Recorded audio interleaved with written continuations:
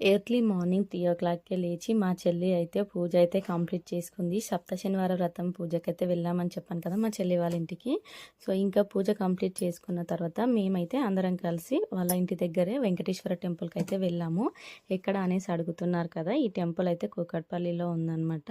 ఇంకా దర్శనం చేసుకొని మళ్ళీ ఇంటికి వచ్చేసామన్నమాట. ఇంకా వచ్చిన గెస్ట్లకు అయితే ఫుడ్ అయితే పెట్టాలి కదా. ఇక్కడైతే చాలా రకాలు చేశారు. వైట్ రైస్, బగారా రైస్, పులిహోర, బెండకాయ ఫ్రై చేశారు, టమాటో కర్రీ, పన్నీర్ కర్రీ, వంకాయ కర్రీ, అలానే పప్పు కూడా చేశారనమాట. సో ఇంకా నేనైతే నా ప్లేట్లో అన్ని రకాలైతే వేసుకున్నాను అనమాట. చూడండి ఇన్ని టైప్స్ అయితే పెట్టారనమాట ఫుడ్ అయితే.